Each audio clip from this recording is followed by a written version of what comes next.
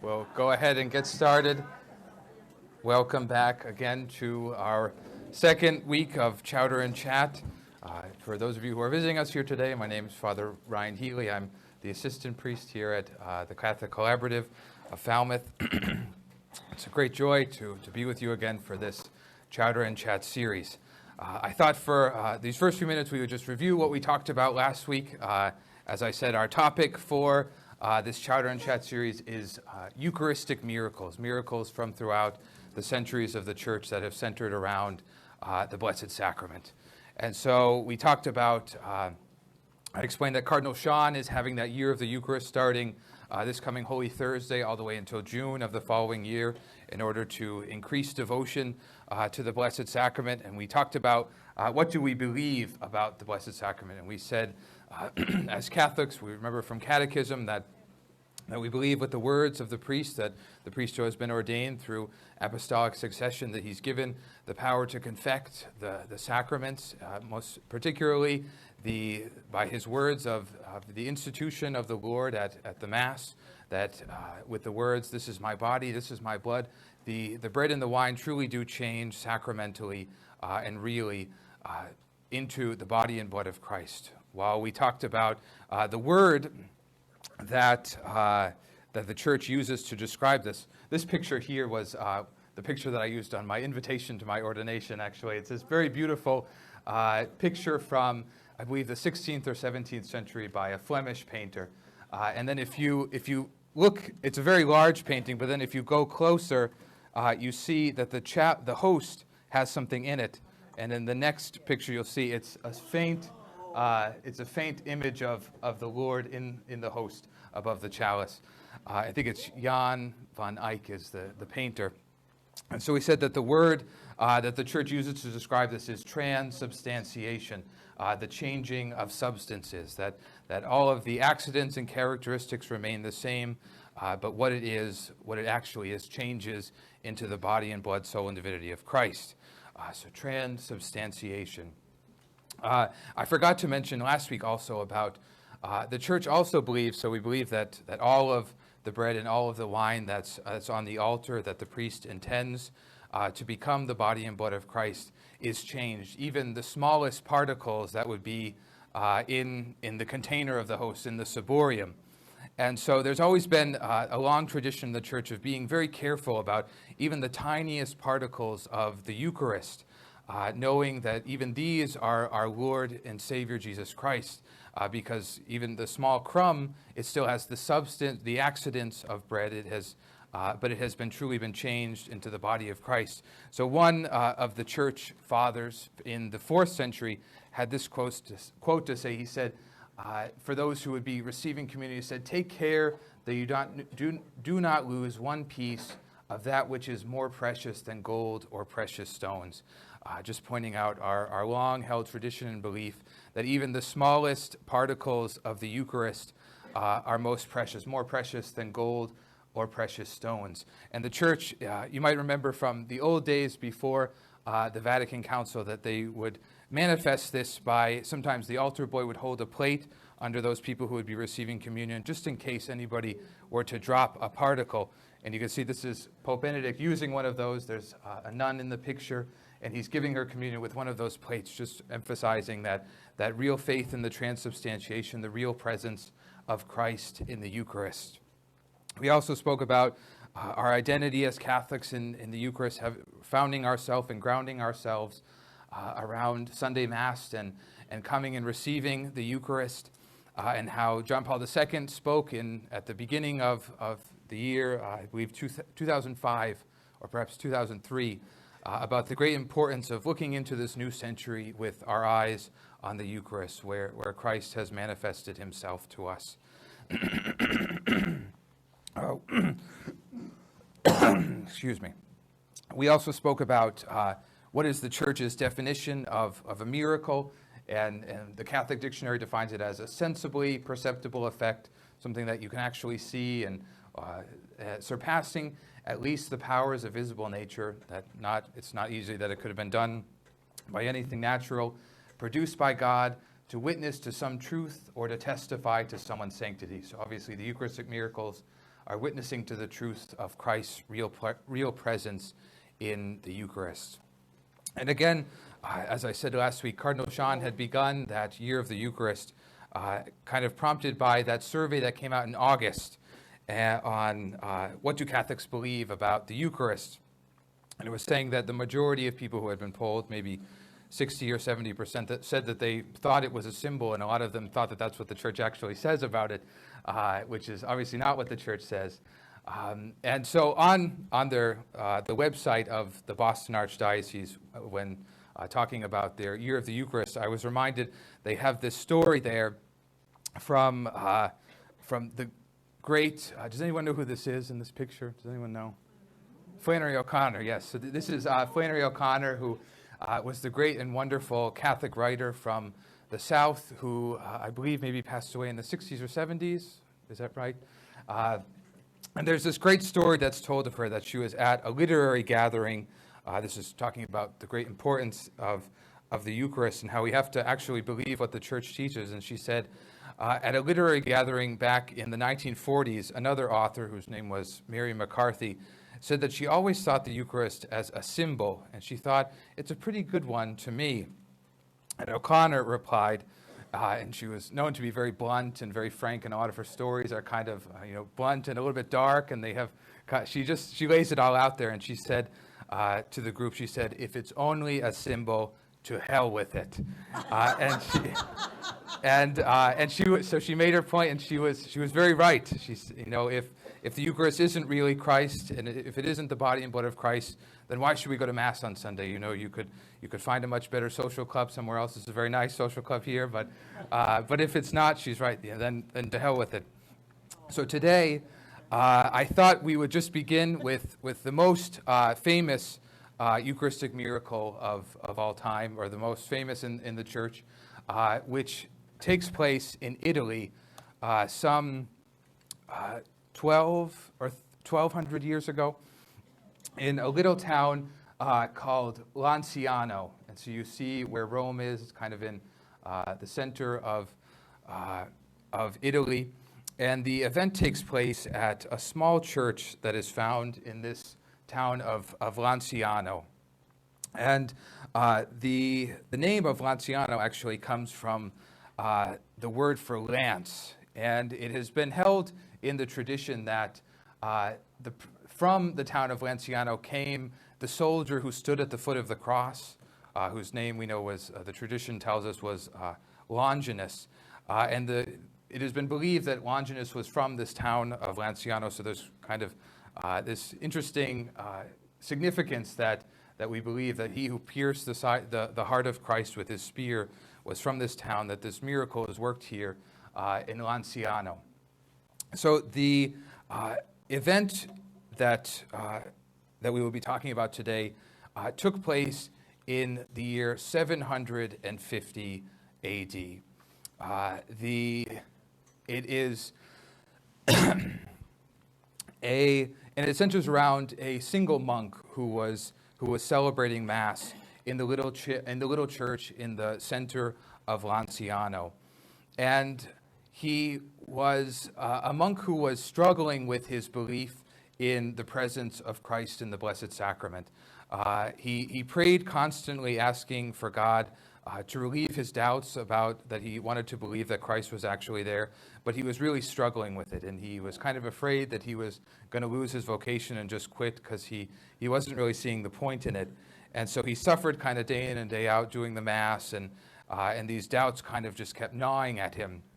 And in the same time, in the world, there was a lot of ideas that were going around that kind of supported this way of thinking. A lot of heresies, where people were coming out with very complicated explanations to explain to people that it isn't Christ in the Eucharist. And so this kind of idea was taking root in a lot of people's minds at the time. So this kind of fed into his own perspective about the Eucharist. And so the story is told that one morning he goes into the church of Saints Logosian and Domitian in Lanciano. And while he is there, he's celebrating Mass with a small group of people who are in the church. And after and during the Mass, it said that he was still kind of doubting the presence of Christ in the Eucharist, that after the consecration of the bread and the wine, so after he had held up the host and after he had held up the chalice, it says that before his very eyes, the bread and the wine were transformed in front of him into real flesh and real blood. And he stood there for a few moments, kind of terrified, shaking, looking at the altar, not really sure what to believe because of what had just taken place before his eyes. And there was, soon afterwards, there was an account recorded of what had taken place. And it said, it was recorded that he turned around to the people who were in the church, and he said to them, "O fortunate witnesses to whom the blessed God, to confound my own disbelief, to get rid of my disbelief and doubt in his blessed sacrament, has wished to reveal himself in the most blessed sacrament, to render himself visible to our eyes.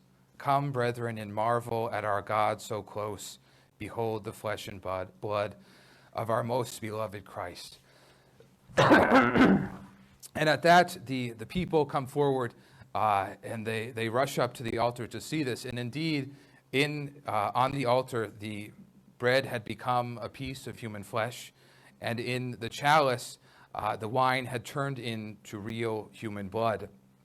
And it had divided, they say, into 5 different globules or kind of clots that had kind of divided inside the chalice.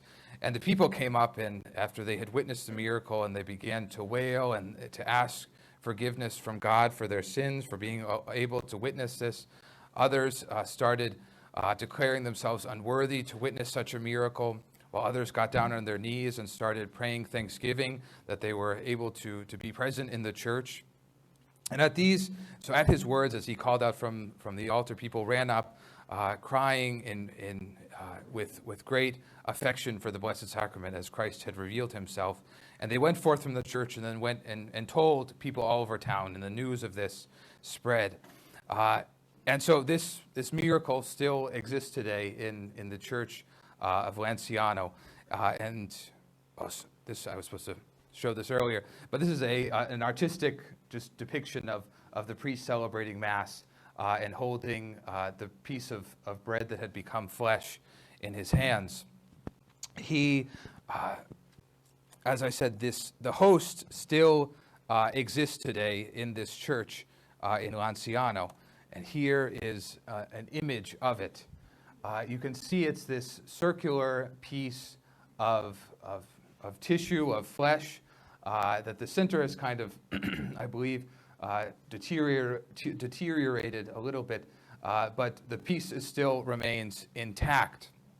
And so, and it is housed in the Cathedral of St. Francis in Lanciano, Italy, where you can go, or the Basilica of St. Francis, where you can go and visit this miracle.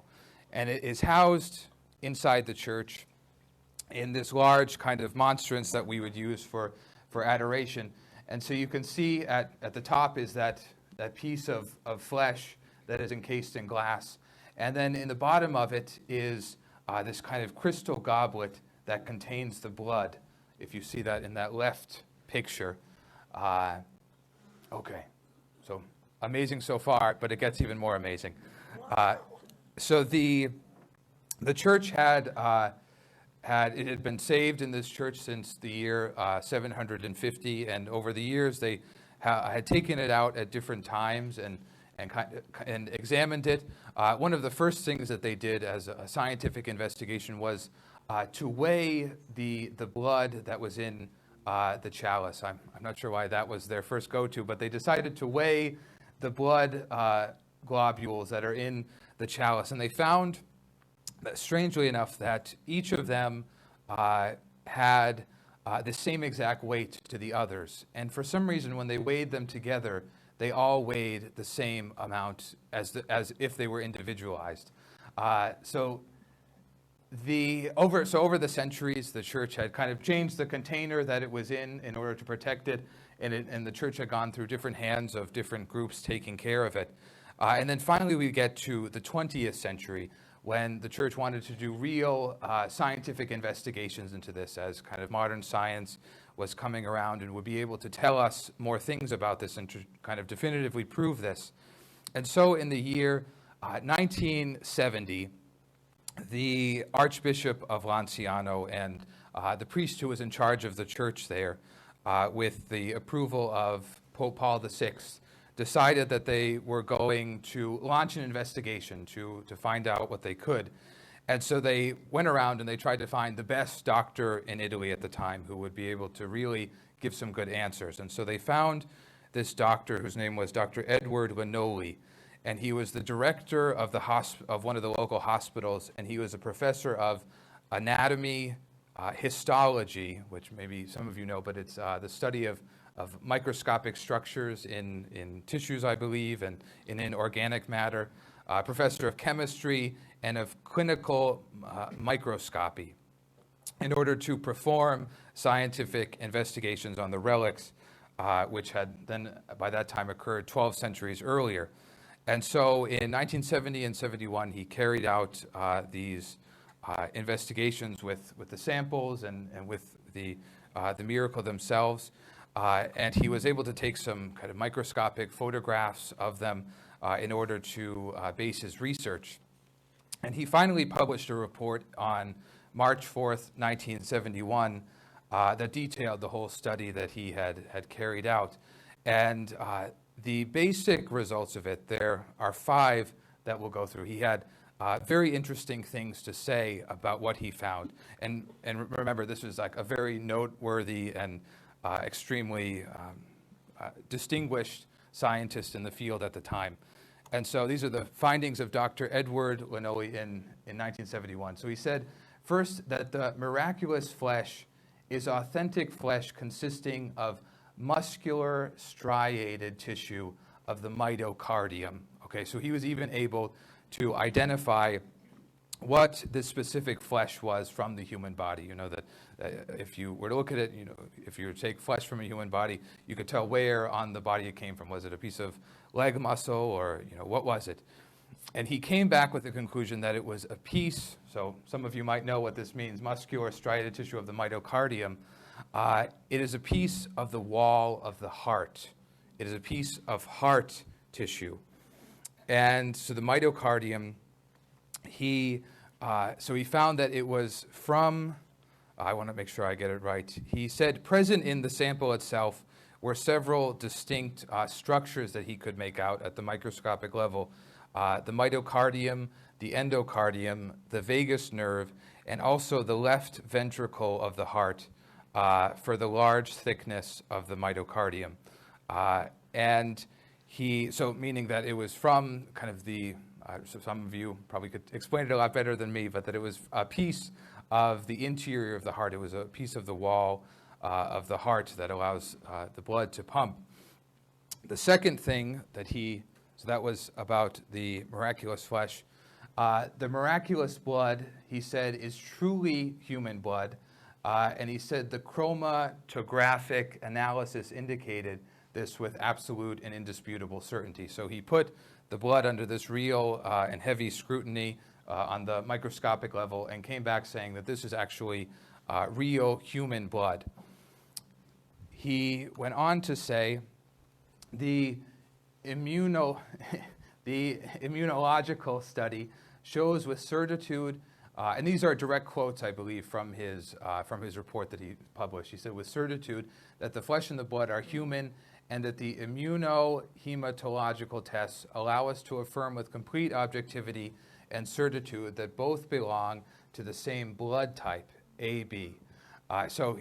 There's another sentence after it, but that he was even able to identify the blood type that came from this, and he said that it was an AB blood type, which so we've all heard of the Shroud of Turin, which is purported to be the burial cloth of Christ that has survived down to this day in a cathedral in Turin.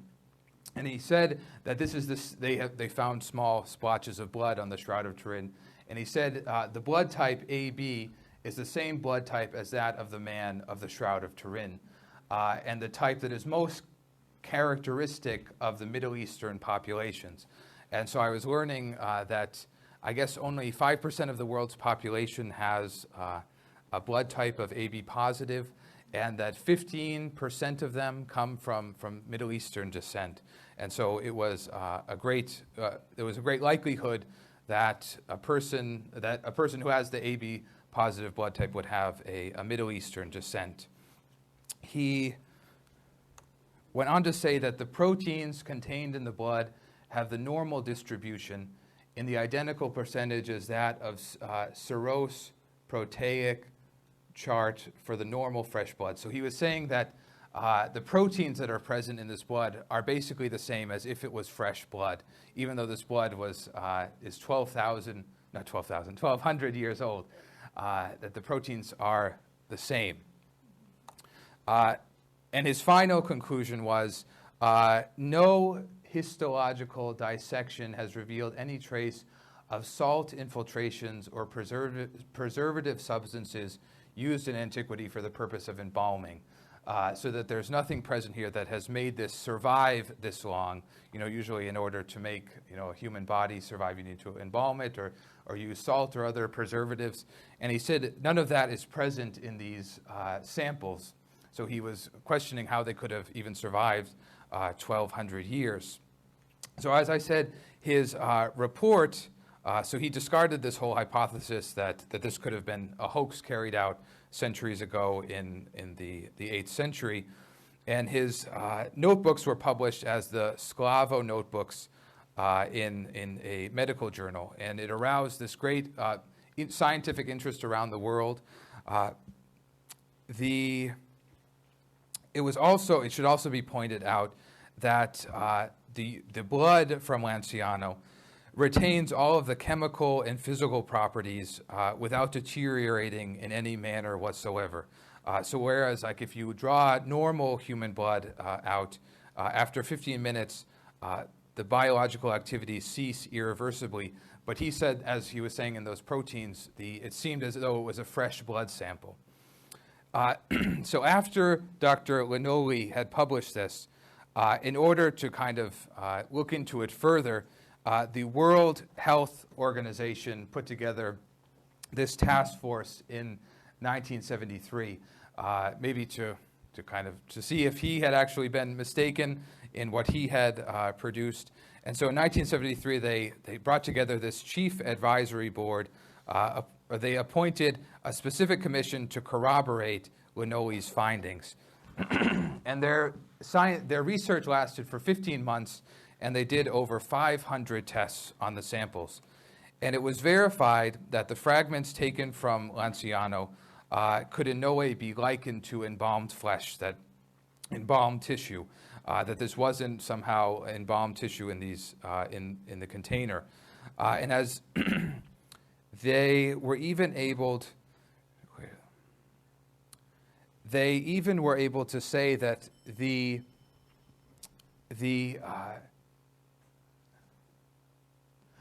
were even able to say that as to the nature of the fragment of flesh, the commission declared it to be living tissue because it responded rapidly to all the clinical reactions distinctive of living beings. So they, in their scientific investigation of it, they found that it responded in the same way that almost living tissue would, as if it had just been taken fresh from a person.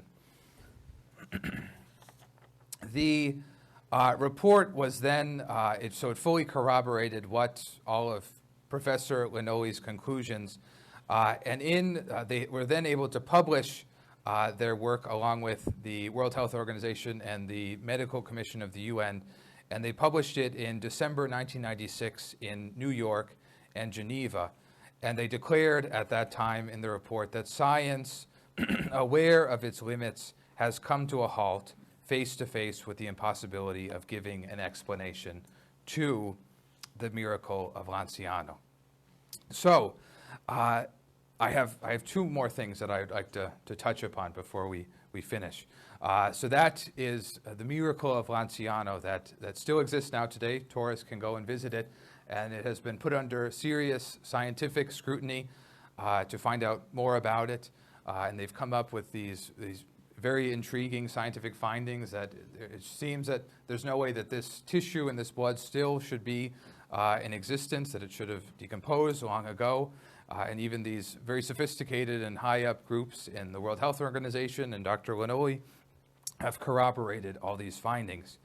I wanted to add in two other miracles to this one that I think kind of shed this very interesting light on the findings of Dr. Lannoli, and they are two very recent miracles.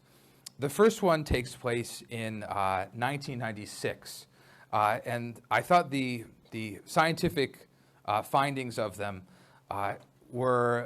they even add further to what we have just learned about the Lanciano scientific findings. And so in August 18th of 1996, there was a priest in Buenos Aires, and he was celebrating Mass, and at the end of the Mass, a woman came up to him to tell him that she found a host on the floor at the back of the church. And so he went and he picked up the host and he brought it back to the sacristy, and he put it in a cup of water, which is what a priest will usually do if they want to dissolve a host rather than to consume it if it was on the floor. So he put it in a little cup of water and he put it in the tabernacle. And then, so a few days went by, or about a week. On Monday, August 26th, the priest went to the tabernacle to retrieve this little glass cup. And after opening it, he found that the host had turned into this bloody object floating in the water. And at that time, actually, the bishop of Buenos Aires was Jorge Bergoglio, who many of you know as Pope Francis. And so he gave future Pope Francis a call, and he told him about what had happened, that there was this bloody object floating in the water in his tabernacle. And Pope Francis, or Bishop Bergoglio, told him to get a professional photographer and take photographs of it. And then they were to place it back. So the photographer came on September 6th and showed how, and took photos of how the piece of host had become this piece of bloody flesh, and had significantly grown in size over that time.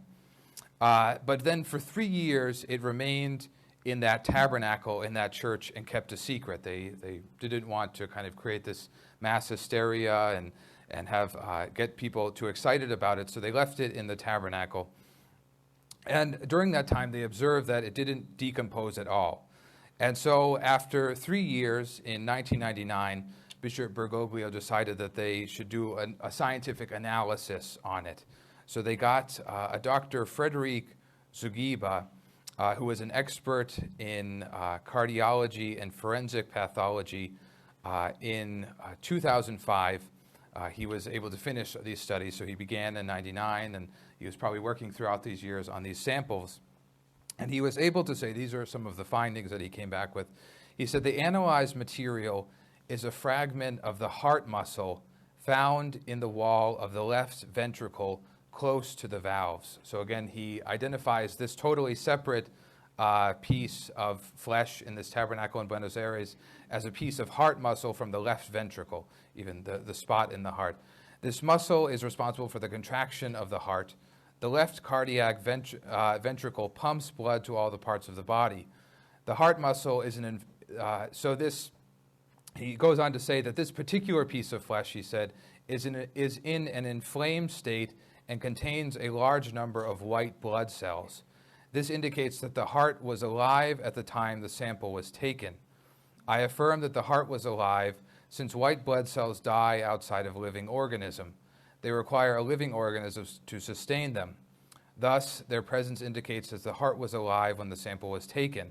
What is more, these white blood cells had penetrated the tissue, which further indicates that the heart had been under severe stress, as if the owner had been beaten severely about the chest. So he comes back with these very intriguing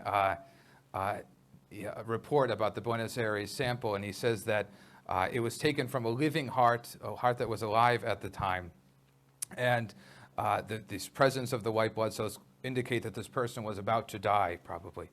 And so these two Australians, a journalist and a lawyer, witnessed the test in order to make sure that it was all done correctly and in a nonpartisan way.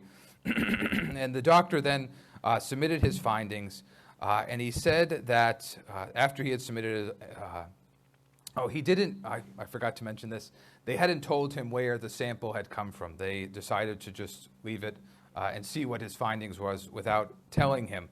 And so after this, you have given me, so this was what he said in 2005 after having received it. He said, you have one thing to explain to me. If the sample came from a dead person, how could it be that while I was examining it, the cells of the sample were moving and pulsating? If the heart came from someone who died in 1996, as they told him, they said it was from a dead person in 1996, he said, how could it still be alive?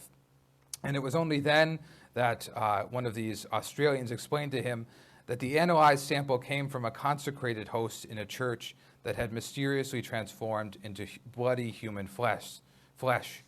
Stunned by this, the doctor replied, how and why can a consecrated host change its nature and become living human flesh and blood? This will remain an inexplicable mystery to science, a mystery totally beyond our competence. And then other experts were able to come in and they analyzed the flesh and the blood, and they compared them to the Lanciano one that we just talked about, and they compared kind of his findings. And they were able to find that they believed the sample in Buenos Aires and the sample in Lanciano, they believed scientifically came from the same person.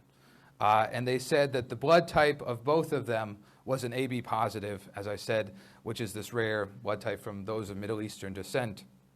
And they said that the DNA was the same in both cases, and that further the sample in Buenos Aires matched the Shroud of Turin. Then, I don't